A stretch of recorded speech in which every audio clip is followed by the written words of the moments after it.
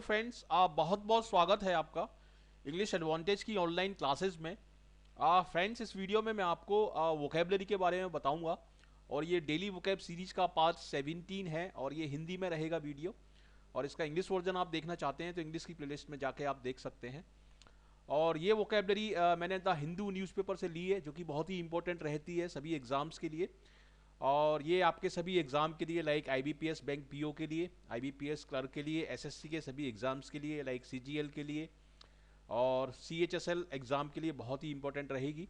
तो इस वीडियो को पूरा एंड तक देखिए, बीच में स्किप मत करिए। और कई बार इसको अगर आप देखते हैं 2 या 3 बार, तो ये सारे वर्ड इसमें आपको ग्रेस्प हो जाएंगे। और वीडियो के आखिरी में मैं आपको रिवीजन भी करवाऊंगा डिफरेंट वर्ड्स का। कुछ वर्ड्स इसी ट्यूटोरियल के हैं और कुछ वर्ड दूसरे ट्यूटोरियल के हैं, उनका रिवीजन मैं करवाऊंगा। तो करीब 150 वर्ड्स आप आराम से सीख जाएंगे इस ट्यूटोरियल में। तो चलिए शुरुआत करते हैं। देखिए, ये बहुत फेमस वर्ड है, बहुत पॉपुलर वर्ड है और कई एग्जाम्स में आ चुका है, ग्राउच। ठीक है, ग्राउच, GROUCH। तो ग्राउच का मतलब है कंप्लेन करना, यानी शिकायत करना। तो इसका मीनिंग मैंने यहाँ पर दिया हुआ है, वॉइस वंस डिसकंटेंट, इल टेम्पर्डली और ग्रम्बल।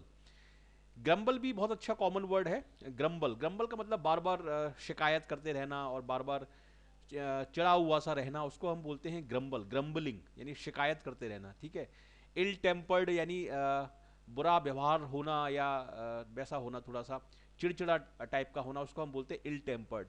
और डिसकंटेंट हम बोलते हैं असंतोष को। तो voice one discontent, ill temperedly and grumble.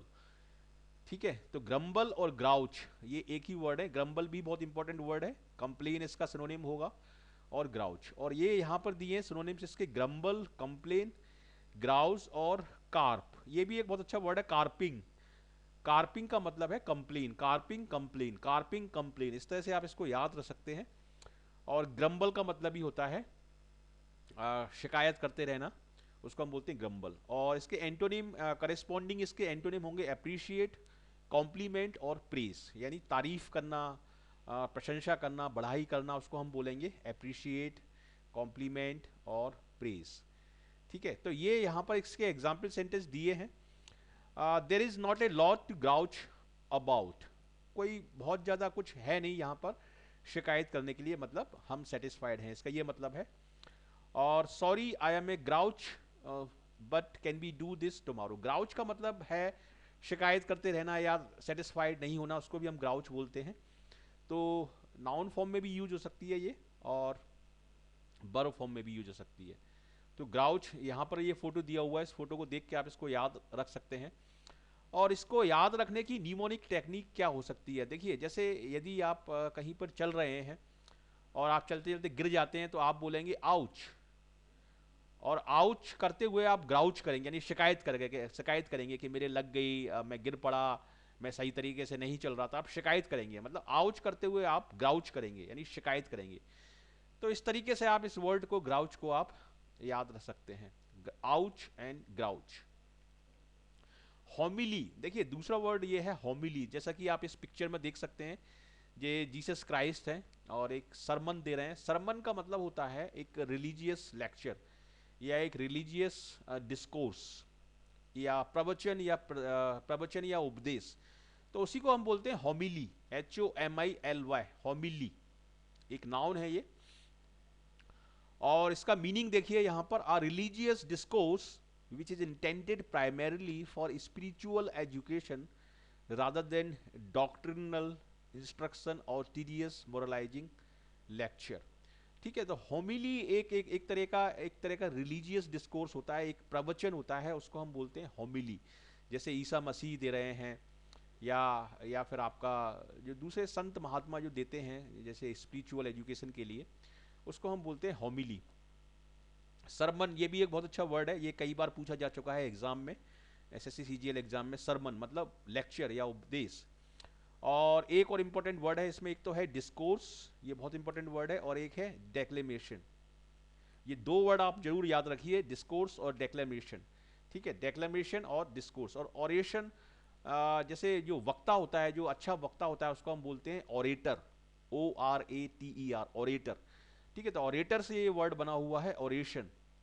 तो ओरेशन का मतलब ये है वक्तव्य देना या प्रवचन देना, और डेक्लेमेशन है, डिस्कोर्स है, ये सारे हैं होमिली के synonyms. Or religious discourse which is intended primarily for spiritual education. Spiritual education के लिए जो लेक्चर दिया जाता है वो होता है होमिली। और एंटोनिम होंगे इसके कॉन्वर्सेशन और प्रेज। ठीक है, कॉन्वर्सेशन इसका एकदम क्लोज एंटोनिम होगा। और ये है इसके आपके example sentence. My father gave me a homily yesterday about doing my homework. और दूसरा सेंटेंस देखिए, he preached a homily on the importance of kindness. Kindness के महत्व पर उसने एक होमिली दिया, यानी एक लेक्चर दिया। नेक्स्ट देखते हैं, she delivered her होमिली about the need for patience. उसने अपना लेक्चर दिया पेशेंस के बारे में, और इसको हम बोलते हैं सरमन और डिस्कोर्स। इसमें तीन वर्ड बहुत इंपॉर्टेंट है, सरमन, डिस्कोर्स और डेक्लेमेशन। इनका मतलब होता है उपदेश या लेक्चर। तो आपको ये वर्ड अच्छे तरीके से समझ में आ रहे होंगे। चलिए नेक्स्ट देखते हैं, फुलसम। ये भी बहुत इंपॉर्टेंट वर्ड है। फुलसम का मतलब है एक्सेसिव। फुलसम का मतलब है एक्सेसिव, जरूरत से ज्यादा, अत्यधिक। ठीक है, तो इसका मीनिंग देखिए, कॉम्प्लीमेंट्री और flattering to an excessive degree, बहुत ज्यादा किसी चीज की क्वांटिटी होना, ऑफ लार्ज साइज और क्वांटिटी। मतलब इस सेंस में, फिजिकल सेंस में भी इसको यूज कर सकते हैं।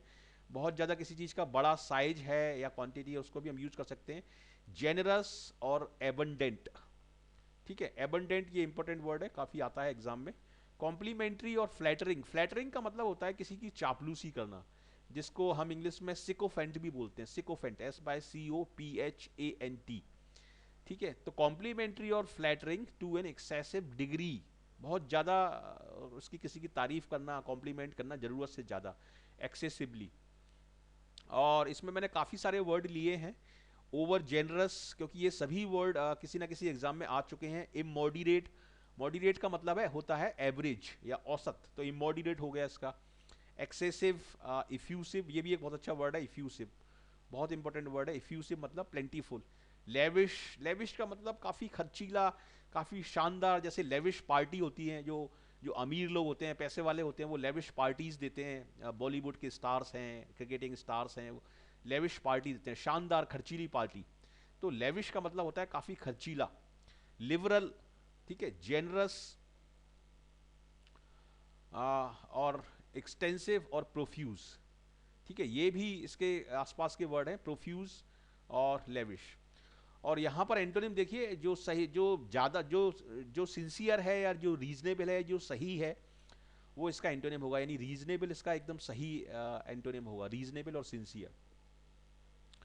मतलब फ्लैटरी का मतलब होता है कि चापलूसी करना या दिखावा करना या झूठी तारीफ करना, और सिंसियर का मतलब होता है कि सही सही चीज। और इसके एग्जाम्पल सेंटेंस देखिए, the press are embarrassingly fulsome in there, यहाँ पर एक्चुअली एज होना चाहिए, the press is embarrassingly fulsome in in यहाँ पर भी ये गलत है, in in its appreciation the fulsome details of the whole tragic incident. तो इस तरीके से जिसके एग्जाम्पल सेंटेंस हैं। और फुलसम का मतलब होता है एक्सेसिव या जेनरस, इसको आप ध्यान रखिए। और यहाँ पर देखिए पिक्चर दिए हुए हैं, इसको आप याद रख सकते हैं। फुलसम का मतलब ये है फुल, मतलब उसमें कोई कमी नहीं है और ज़रूरत से ज़्यादा है वो। फुलसम मतलब एक्सेसिव। ठीक है, तो ये एक पिक्चर देख सकते हैं आप। यहाँ इस पिक्चर में देखिए कितनी सारी किताबें, ये फुलसम इनके पास बुक्स हैं। और ये देखिए,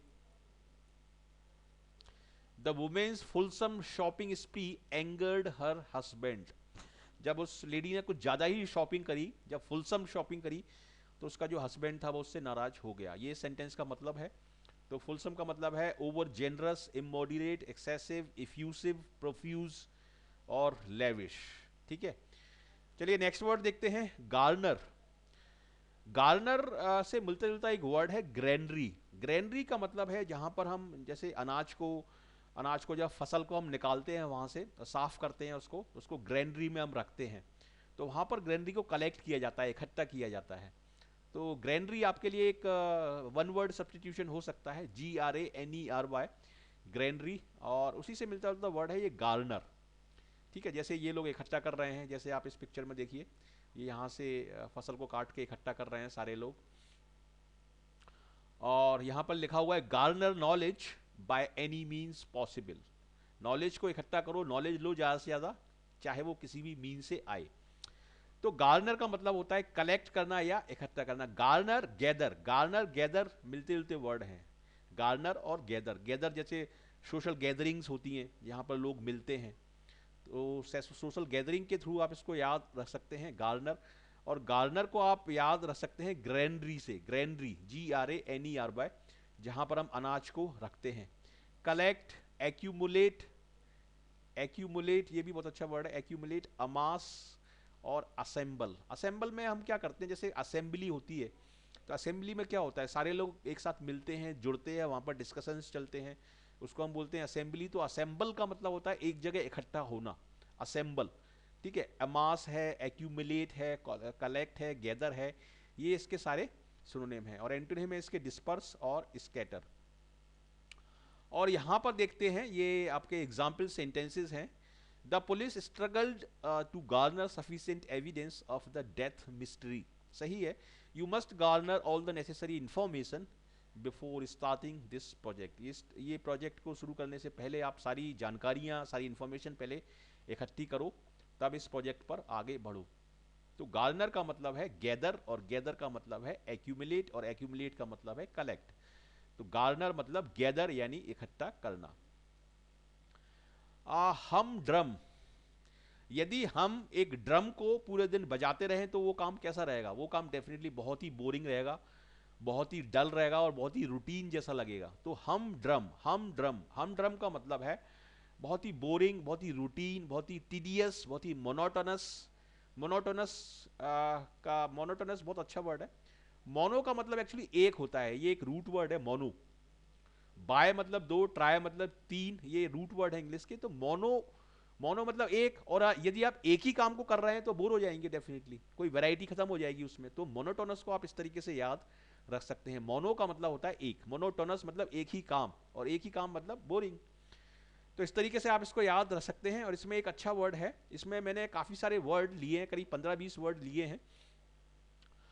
ये वर्ड सभी एग्जाम में आ चुके हैं। जैसे जैसे प्रोजेक्ट, देखिए एक प्रोजेक्ट बहुत इंपॉर्टेंट वर्ड है, बोरिंग है इसका मतलब बैनल है।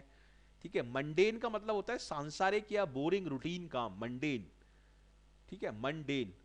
और हमड्रम तो है ही एक वर्ड। और आपका run of the mill, run of the mill एक इडियम है, रन ऑफ द मिल, इसका मतलब है ऑर्डिनरी, बोरिंग या रूटीन।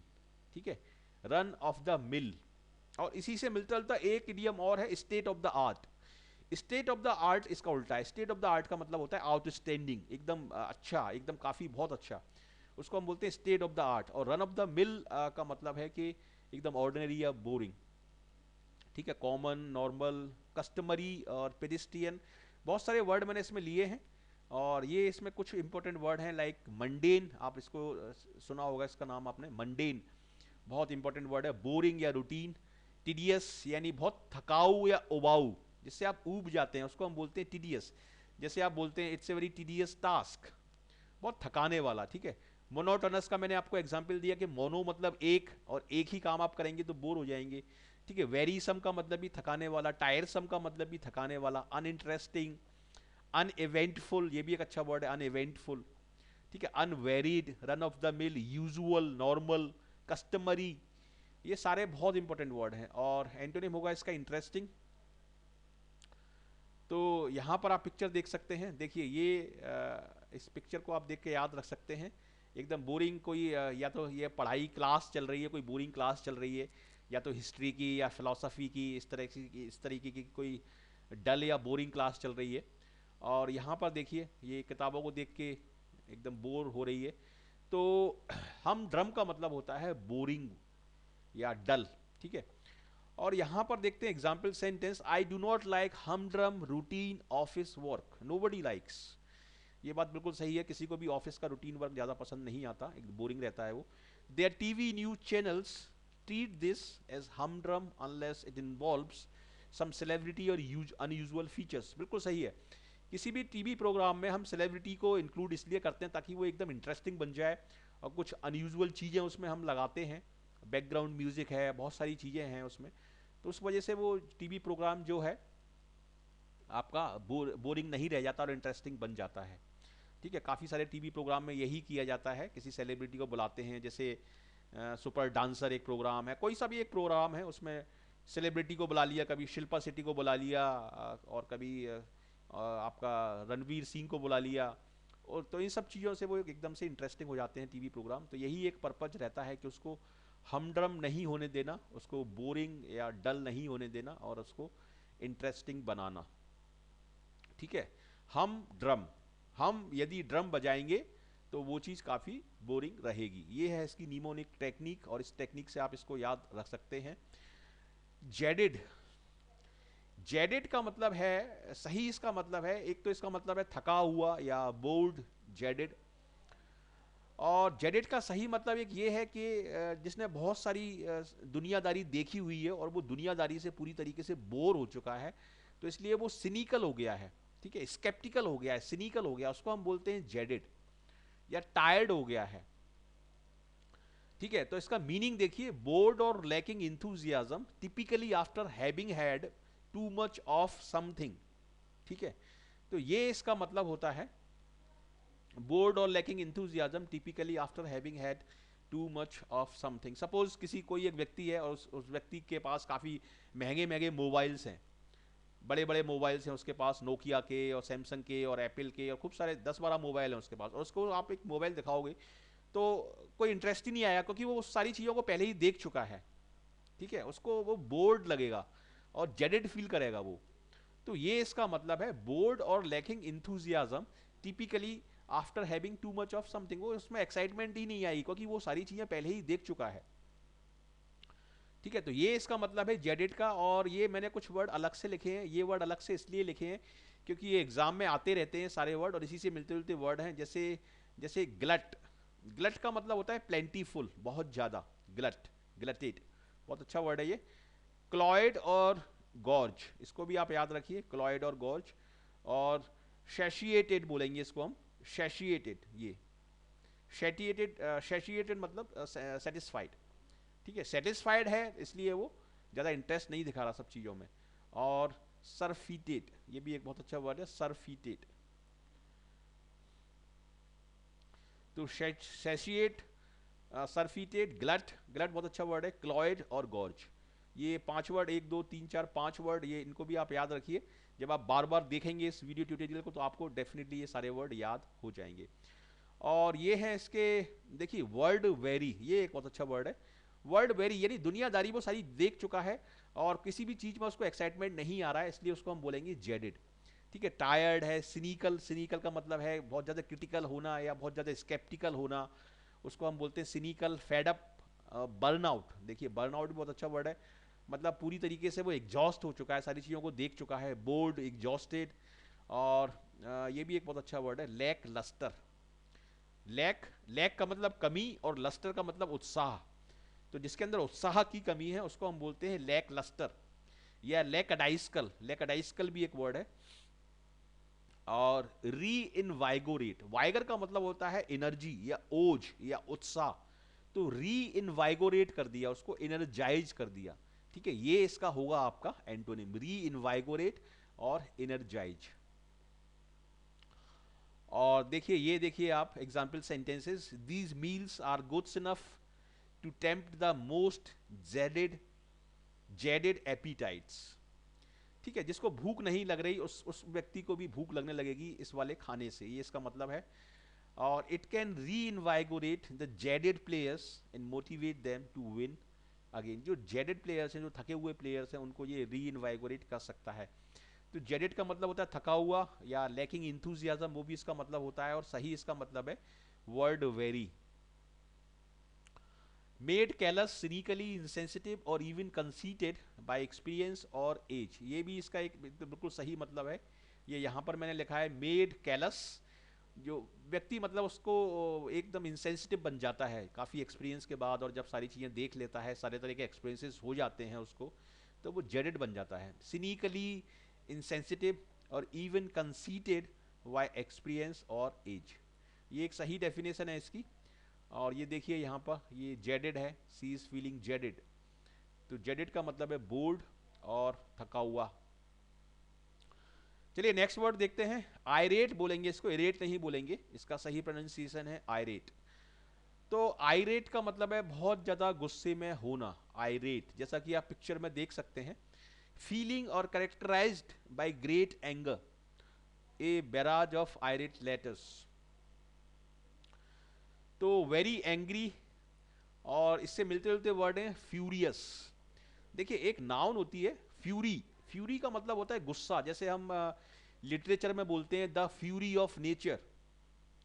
ठीक है, प्रकृति का गुस्सा, जब प्रकृति को गुस्सा आता है तो कहीं सुनामी आ रही है, कहीं आपदा आ रही है, जैसे वो बद्रीनाथ में एक बार आया था, बाढ़ आ गई थी, तो उसको बोलते हैं फ्यूरी ऑफ नेचर, प्रकृति का गुस्सा। जब प्रकृति का गुस्सा आता है तो कोई उसको मैनेज नहीं कर पाता, तो उसको हम बोलते हैं फ्यूरी। फ्यूरी से ही ये वर्ड बना है फ्यूरियस।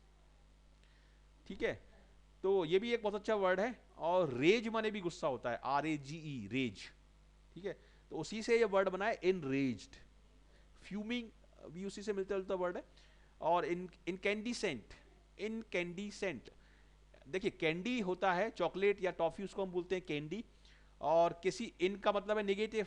ठीक है, तो किसी व्यक्ति से यदि आप उसकी टॉफी ले लेंगे, उसकी कैंडी ले लेंगे, तो कैसा होगा, उसको गुस्सा आएगा, बहुत तेज गुस्सा आएगा। तो इनकैंडिसेंट का मतलब होता है बहुत गुस्से में, इनकैंडिसेंट मतलब बहुत गुस्से में। इनरेज्ड, इनफ्यूरी, इन्फ्यूरिएटेड मैंने अभी बताया है फ्यूरी का मतलब, तो उसी से बनाया ये इन्फ्यूरिएटेड। इंसेंस्ड, INCENSED, इंसेंस्ड का मतलब है कोई व्यक्ति जैसे जब गुस्से में होता है तो थोड़ी देर के लिए अपना सेंस खो देता है, वो अपना अपनी बुद्धि को खो देता है थोड़ी देर के लिए, तभी तो उसको बहुत तेज गुस्सा आता है। तो इन सेंस मतलब जिसका सेंस चला गया है, थोड़ी देर के लिए जिसका सेंस चला गया है, मतलब वो बहुत गुस्से में है, तो उसको हम बोलेंगे इनसेंस्ड। ठीक है, और इनकैंडिसेंट मतलब जिसकी आपने कैंडी ले ली है और वो बहुत गुस्से में है, इनकैंडिसेंट। क्रॉस, क्रॉस तो वैसे ही अपने आप में एक नेगेटिव वर्ड है, cross. I am cross with her, मैं उससे नाराज हूं। ठीक है, क्रॉस का मतलब भी नाराज होता है। और सीदिंग का मतलब भी नाराज होता है, सीदिंग सूदिंग का उल्टा है। सूदिंग का मतलब तो अच्छा होता है ना, सूदिंग इफेक्ट जिसको हम बोलते हैं, जैसे आपने कोई डीओ यूज किया या परफ्यूम यूज किया है तो उसका बहुत सूदिंग और हल्का सा इफेक्ट होता है, एक अच्छा सा एहसास देता है, उसको हम बोलते हैं सूदिंग। और सूदिंग का उल्टा है सीदिंग, सीदिंग मतलब गुस्सा। तो इस तरीके से आप इसको याद रख सकते हैं। काम ऑन कंपोज, एकदम शांत है, एकदम कंपोज्ड है, वो इसका इनकैंडिसेंट का उल्टा है। अब हम देखते हैं यहाँ पर example sentence. I am irate over the suggestion of national rescue fund to bail out home buyers. मतलब जो नेशनल रेस्क्यू फंड है उसको हम होम बायर्स के लिए खर्च कर रहे हैं और ये चीज़ बहुत गलत है, इससे मैं बहुत गुस्से में हूँ। This article gives some great tips to help you deal with those irate parents. मतलब ये आर्टिकल आपको टिप्स देता है और बताता है कि आपके पेरेंट्स हैं जो गुस्से में रहते हैं आपसे, उनको किस तरीके से हैंडल किया जाए। तो आई रेट का मतलब होता है गुस्से में होना, irate, irate. Angry, like the angry word, well we can say you have an irate temperament. और यहाँ पर आप पिक्चर देख सकते हैं, पिक्चर के थ्रू आपको ये हमेशा याद रहेगा आयरेट। देखिए ये कितने गुस्से में, कोई या तो कोई गलत मैसेज आ गया है इसके पास या कोई मिस इन्फॉर्मेशन आ गई है, तो बहुत गुस्से में है ये और पूरी तरीके से आयरेट है, ये इन्फ्यूरिएटेड है। नेक्स्ट देखते हैं ल्यूक्रेटिव। ये एक बहुत अच्छा वर्ड है, बहुत कॉमन वर्ड है ल्यूक्रेटिव। देखिए ल्यूक्रेटिव को आप याद कैसे रखेंगे, ल्यूक्रेटिव का मतलब होता है कोई भी ऐसी चीज जो काफी बेनिफिट देती है, कोई भी ऐसा बिजनेस जो काफी प्रॉफिट देता है आपको, या कोई भी ऐसा जॉब जो हाई पेड है। ठीक है, जैसे MNCs में बड़ी बड़ी जॉब पे जो सैलरी पे जो लोग जाते हैं, काफ़ी ल्यूक्रेटिव जॉब्स मिलते हैं उनको, जो IT के जो लोग रहते हैं, तो उसको हम बोलते हैं ल्यूक्रेटिव का मतलब है प्रॉफिटेबल। ठीक है, या गेनफुल या प्रॉफिट मेकिंग या हाई पेड, इसको हम बोलते हैं ल्यूक्रेटिव। तो ल्यूक्रेटिव, ल्यूक्रेटिव के 3 वर्ड यदि शुरू में हम पढ़ेंगे तो ये है LUC, और LUC को हम पढ़ सकते हैं लक। तो जब आपका लक अच्छा होगा तभी आपको ल्यूक्रेटिव जॉब मिलेगी, तभी आपको एक ल्यूक्रेटिव बिजनेस आइडिया मिलेगा जब आपका लक अच्छा होगा। ठीक है, तो ल्यूक्रेटिव का लक से काफ़ी संबंध है, काफ़ी जोड़ सकते हैं आपको। तो ल्यूक्रेटिव मतलब आपको आपको लकी एक आइडिया मिला, एक प्रॉफिटेबल आइडिया मिला, उसको हम बोलते हैं ल्यूक्रेटिव। देखिए top 10 lucrative business idea, top 10 lucrative business idea means profitable business idea. और देखिए यहाँ पर ऐसे ये इसको कितना पैसा मिल रहा है, कोई अच्छा इसको बिजनेस मिल गया है, कोई अच्छी जॉब मिल गई है, तो उसकी वजह से ये प्रॉफिटेबल हो गया है बहुत। और हार्मफुल या अनएडवांटेजियस, ये इसके होंगे एंटोनिम्स, ये है इसके सिनोनिम्स, और ये है इसका मीनिंग। अब हम देखते हैं इसका example sentence. Nowadays you can make a lucrative career as a stand up comedian. ठीक है, आज की तारीख में यदि आप स्टैंड अप कॉमेडियन हैं, अच्छे टैलेंटेड, कपिल शर्मा की तरह, तो आप करोड़ों अरबों रुपए कमा सकते हैं, इस बात में कोई शक नहीं है। और ये देखिए, some businesses can be highly lucrative if done properly. कई सारे बिजनेस को यदि ढंग से किया जाए, यदि सही से किया जाए, तो काफ़ी ल्यूक्रेटिव हो सकते हैं। तो ये इसका मतलब है ल्यूक्रेटिव मतलब प्रॉफिटेबल, ल्यूक्रेटिव मतलब प्रॉफिटेबल। चलिए आगे देखते हैं। गैल्वेनाइज, गैल्वेनाइज का मतलब है, वैसे तो ये साइंस का वर्ड है, जैसे आयरन के ऊपर या स्टील के ऊपर जब हम जिंक की लेयर एक चढ़ा देते हैं, तो उससे उसको एक प्रोटेक्टिव कवर मिल जाता है, वो प्रोटेक्ट हो जाती है, उसमें जंग वगैरह जंग नहीं लगती, खराब नहीं होता, तो उसको हम बोलते हैं गैल्वेनाइज। ठीक है, वैसे दूसरा इसका मतलब है गैल्वेनाइज का मतलब कि किसी को स्टिमुलेट करना, किसी को प्रवोक करना, इनवाइगोरेट करना, किसी में बहुत ज़्यादा उत्साह भर देना, उसमें एनर्जी भर देना, उसको हम बोलेंगे गैल्वेनाइज। स्टिर अप कर देना, उसको उकसा देना, इलेक्ट्रीफाई कर देना, इंसाइट कर देना। ठीक है, राउस का मतलब जागना या जगाना भी होता है, फायर अप कर देना, उसमें उसको उसके अंदर आग भर देना, उसको हम बोलते हैं गैल्वेनाइज। इंसाइट, इलेक्ट्रीफाई, स्टिमुलेट, ठीक है, स्टिर अप, बहुत अच्छे वर्ड है ये। Inflame, Provogue, Provogue actually negative sense में यूज होता है। प्रवोक का मतलब होता है किसी को गुस्सा दिलाना, उसको हम बोलते हैं प्रवोक। इनवाइगोरेट, किसी में एनर्जी या उत्साह भर देना। अर्ज, अर्ज का मतलब होता है किसी से विनती करना, अर्ज ऑन। और इसमें ये एक मैंने इडियम भी लिया है, इडियम नहीं, ये एक फ्रेजल वर्ब है, विप अप। एक्चुअली विप होता है कोड़ा, जिसको जिसको घोड़े को हम मारते हैं, या पुराने जमाने में राजा महाराजा मारते थे किसी को सजा देने के लिए, कोड़े मारते थे, उसको हम बोलते हैं। तो किसी को हम कोड़े मारेंगे तो डेफिनेटली स्टिमुलेट हो जाएगा वो, अगर सो रहा है तो जाग जाएगा, काम करने लगेगा, इनवाइगोरेट हो जाएगा। तो विप अप का मतलब भी होता है गैल्वेनाइज। और गोड, गोड का मतलब भी होता है परसुएड करना, गोड, GOAD। तो ये भी एक बहुत अच्छा वर्ड है। इनवाइगोरेट मतलब वाइगर से भर देना उसको, वाइगर का मतलब होता है एनर्जी या उत्साह। इंसाइट, इलेक्ट्रीफाई, स्टिमुलेट, ये सब मिलते जुलते वर्ड हैं इसमें। और इसका सेकंड मीनिंग ये है एक, ये अगर इसका साइंस का जो मीनिंग है वो है ये, कोट आयरन और स्टील विद जिंक, जिंक लगा देते हैं उसके ऊपर, जैसे कि आप यहाँ देख सकते हैं, इसमें जिंक लगाया हुआ, ये खराब नहीं होगा अब ये। और किसी को बहुत ज़्यादा स्टिमुलेट कर देना, जैसे आप ये पिक्चर देख सकते हैं, इसको स्टिमुलेट कर दिया गया है खुशी के साथ।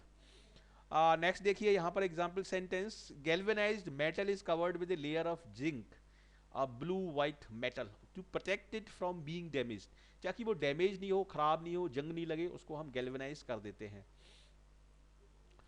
और नेक्स्ट देखते हैं, there are these are the drugs to stimulate galvanise the production of hormones, hormones का इससे प्रोडक्शन स्टिमुलाइज हो जाएगा। तो ये इसका मतलब है गैल्वेनाइज का। और मुझे उम्मीद है आपके लिए ये सारे वर्ड काफ़ी यूजफुल रहेंगे और काफ़ी अच्छे तरीके से आपको समझ में आ रहे होंगे ये वर्ड। नेक्स्ट देखते हैं वेंडलाइज। वेंडलाइज का मतलब है तोड़ फोड़ करना, ऊधम मचाना, सारा सामान तोड़ देना, आसपास की चीज़ों को में आग लगा देना, उसको हम बोलते हैं वेंडलाइज, यानी डैमेज कर देना। वेंडलाइज मतलब डैमेज कर देना उसको। डेलिबरेटली डिस्ट्रॉय और डैमेज पब्लिक और प्राइवेट प्रॉपर्टी, ऐसा वेंडलाइज तब होता है नॉर्मली जब राइट्स होते हैं, दंगे होते हैं, ठीक है, तब हम इस वर्ड का नॉर्मली यूज करते हैं वेंडलाइज। ये वर्ड आपको न्यूज़ में भी बहुत मिलेगा, जब राइट्स होते हैं, दंगे होते हैं, टेररिस्ट अटैक होते हैं, तो उस समय आप न्यूज़ अगर सुनेंगे इंग्लिश की, तो उसमें ये वर्ड आपको वेंडलाइज बहुत मिलेगा, वेंडलाइज। ठीक है, डेलिबरेटली डिस्ट्रॉय और डैमेज पब्लिक और प्राइवेट प्रॉपर्टी, स्टॉप वेंडलिज्म। ठीक है, और देखिए ये पिक्चर आप देख सकते हैं, इसमें किस तरीके से कार बार सब तोड़ रहे हैं, उसको हम बोलते हैं वेंडलाइज। और इसमें एक बहुत इंपॉर्टेंट वर्ड है जो एग्जाम में आता रहता है, वो है आपका सैबोटेज या सैबोटाज। ठीक है, डीफेस का मतलब है किसी चीज़ का चेहरा बिगाड़ देना, उसको क्रूप कर देना, उसको हम बोलते हैं डीफेस।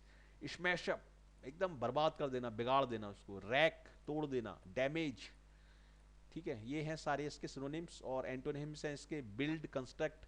फिक्स का मतलब है किसी चीज को सही करना, किसी प्रॉब्लम को सही करना। मेंड, ठीक है, रिपेयर, एड एंड असिस्ट, ये हैं इसके आपके एंटोनिम्स। एग्जाम्पल सेंटेंस देखते हैं।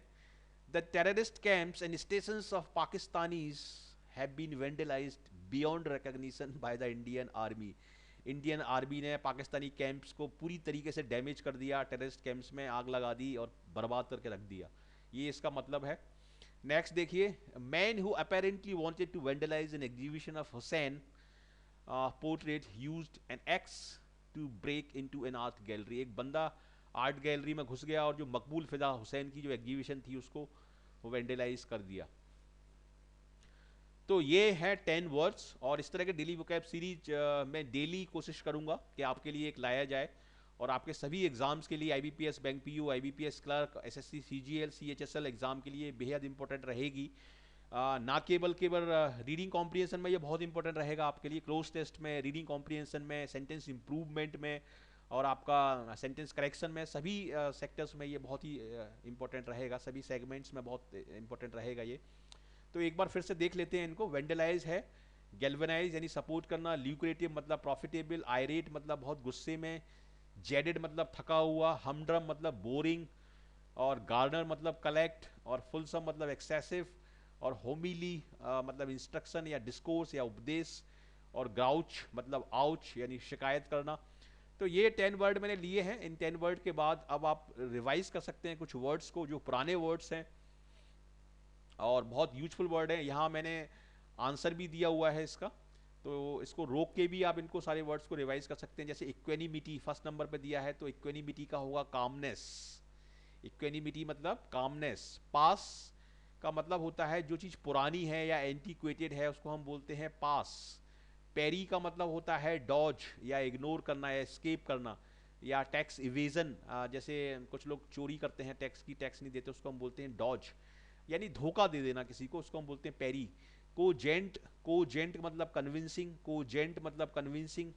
इंडिजेंट, इंडिजेंट मतलब डेस्टिट्यूट यानी गरीब, ठीक है। कन्वर्ज का मतलब होता है एक जगह पर आके मिलना, मीट होना, ठीक है। सेंसोरियस का मतलब सेंसर जैसा होना यानी क्रिटिकल, बुराई करना, सेंसोरियस। कंजेक्चर का मतलब होता है गैस, अनुमान लगाना।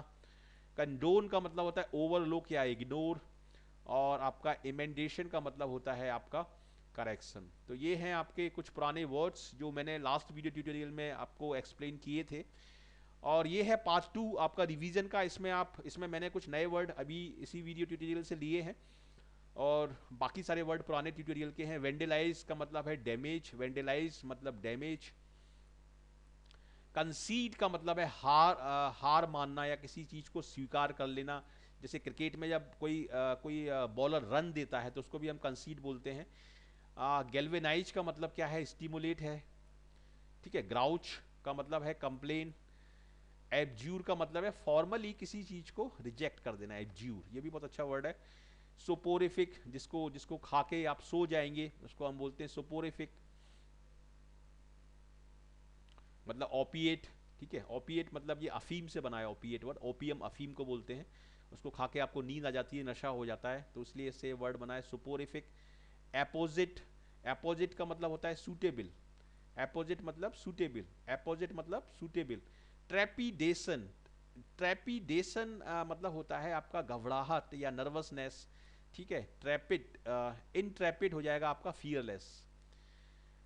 और आपका रेनीगेड, रेनीगेड होता है डिफेक्टर यानी ट्रेटर, जो विश्वासघात करता है उसको हम बोलते हैं रेनीगेड। और परसिक्यूट का मतलब होता है एनॉय यानी परेशान करना, ठीक है। तो इस तरीके से आपके काफ़ी सारे वर्ड इस वीडियो ट्यूटोरियल में कवर हो गए हैं, और ये है मेरी कुछ लिंक्स, ये सारी लिंक्स आपको डिस्क्रिप्शन बॉक्स में नीचे मिल जाएंगी। व्हाट्सएप नंबर भी दिया हुआ है, और व्हाट्सएप पे भी एक ग्रुप है। इस ग्रुप में यदि आप शामिल होना चाहते हैं तो पहले तो इस नंबर को अपने मोबाइल में सेव करिए, और उसके बाद मुझे अपना नाम और आप कहाँ से बिलोंग करते हैं, लोकेशन और ऐड मी, ये सारी चीज़ें लिख के आप मुझे भेज दीजिए, और मैं आपको उस ग्रुप में जोड़ लूँगा और आपको सारे नोटिफिकेशंस मिलते रहेंगे। आप इंग्लिश एडवांटेज एजुकेशन पेज भी लाइक कर सकते हैं, और इंग्लिश एडवांटेज ग्रुप ये फेसबुक पर है, इसको भी आप प्लीज़ ज्वाइन कर सकते हैं। फेसबुक पर भी आप मुझे ज्वाइन कर सकते हैं, और लिंक्डइन पर फॉलो कर सकते हैं, और ट्विटर पे भी आप फॉलो कर सकते हैं। तो ये सारी लिंक्स आपको डिस्क्रिप्शन बॉक्स में मिल जाएंगी, वहाँ से आप इनको मुझे आप ज्वाइन कर सकते हैं। तो कैसा लगा आपको ये वीडियो, कितना यूजफुल रहा ये आपके एग्जाम के लिए, कितना आपने सीखा? यदि आपको यूजफुल लगा है, अच्छा लगा है, तो जरूर इसको लाइक करिए, शेयर करिए अपने फ्रेंड्स के साथ, ताकि उनका भी फायदा हो। और कमेंट करके मुझे बताइए ये कैसा लगा आपको। ये बिल्कुल सही सही कमेंट करिए, चाहे वो नेगेटिव कमेंट हो चाहे वो पॉजिटिव कमेंट हो, उसकी चिंता मत करिए। आप तो कमेंट करके मुझे बताइए कैसा लगा आपको ये वीडियो, और अपने फ्रेंड के साथ शेयर करिए। और यदि आप फर्स्ट टाइमर हैं इस चैनल पर, तो हमारे साथ आइए, हमारे साथ जुड़िए। मैं इस चैनल पर आपका स्वागत करता हूँ। और यदि आप सब्सक्राइब करते हैं, हमसे जुड़ते हैं, तो आपको इसी तरीके के वीडियो के नोटिफिकेशंस आपको मेल के थ्रू मिलते रहेंगे, और सारे वीडियो आप फ्री में देख सकते हैं, और डेफिनेटली अपनी सक्सेस आप इंश्योर कर सकते हैं किसी भी एग्ज़ाम के लिए। So once again I would say thank you very much for watching this video, and I wish you all the best for your bright future. Thank you very much.